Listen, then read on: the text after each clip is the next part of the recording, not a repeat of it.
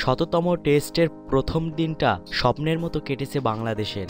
বোলারদের জ্বলে ওঠার দিনে শ্রীলঙ্কাকে চেপে ধরেছে মুশফিকের দল। তবে দিন শেষে বাংলাদেশের গলার কাটা হয়ে আছেন দীনেশ চান্দিমাল। ৮৬ রানে অপরাজিত থেকে প্রথম দিনের খেলা শেষ করেছেন এই ডানহাতি ব্যাটসম্যান। দিন শেষে শ্রীলঙ্কার সংগ্রহ ৭ উইকেটে ২৩৮ রান, কিন্তু শেষ পর্যায়ে প্রতিরোধ করেছেন চান্দিমাল এবং অধিনায়ক রঙ্গনা হেরাথ। অষ্টম উইকেটে ৪৩ রানের জুটি করে দিন শেষ করেছেন এই দুই লঙ্কান ব্যাটসম্যান। ৬৩ বলে ১৮ রানে অপরাজিত আছেন হেরাথ। আজ বৃহস্পতিবার টস হেরে ফিল্ডিংয়ে নেমে শুরু থেকেই লঙ্কান ব্যাটসম্যানদের চাপের মুখে রেখেছিলেন মুস্তাফিজ শুভাশিসরা। দুই পেসারের দারুণ বোলিংয়ে রানের চাকা ঘোরাতে বেশ কষ্টই করতে হয়েছে শ্রীলঙ্কাকে।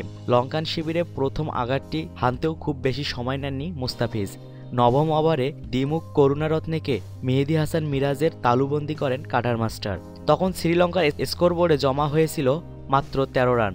এরপর থারাঙ্গাকেও প্রায় ফিরিয়ে দিয়েছিলেন মুস্তাফিজ। বাঁহাতি বলার বলে আম্পায়ার লেগ বিফোরের আউট দিয়েছেন থারাঙ্গাকে, তবে রিভিউ নিয়ে সে যাত্রায় বেঁচে যান থারাঙ্গা। তবে উইকেটের দেখা পেতে খুব বেশি অপেক্ষা করতে হয়নি মুশফিকদের। এবার লঙ্কান শিবিরে জোড়া আঘাত হানেন মিরাজ। প্রথমে ড্রেসিং রুমের পথ ধরেন কুশাল মেন্ডিস।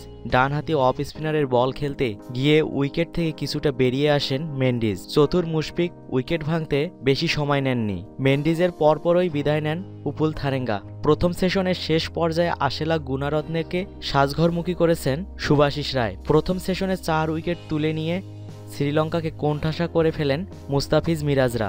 মধ্যাহ্নবিরতিতে যাওয়ার সময় মাত্র ৭৭ রান সংগ্রহ করতেই ৪ উইকেট হারিয়ে ফেলে স্বাগতিকরা। এরপর দীনেশ চান্দিমাল ও ডি সিলভার ব্যাটে এগিয়ে চলছিল শ্রীলঙ্কা।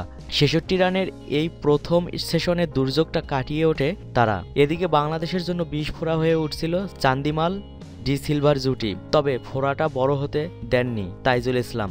বাঁহাতি এই স্পিনারের বলে ক্রস ব্যাটে খেলতে গিয়ে উইকেট হারান ডি সিলভা।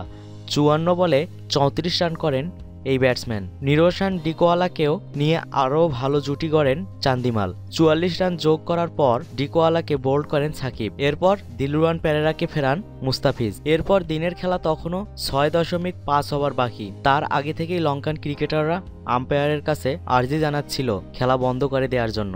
বাংলাদেশ প্রস্তুত দিনের বাকি ওভারগুলো করার জন্য। সাকিব আল হাসান বোলিং শুরুই করেছিলেন, কিন্তু তখন ঈশান কোণে ঘন কালো মেঘ, সূর্য দেখা যাচ্ছিল না, আলোও কমে আসলো। সুতরাং শেষ পর্যন্ত দুই আম্পায়ার আলিমদার এবং এস রাবি আলোচনা করে দিনের বাকি খেলা বাতিল করে দেন।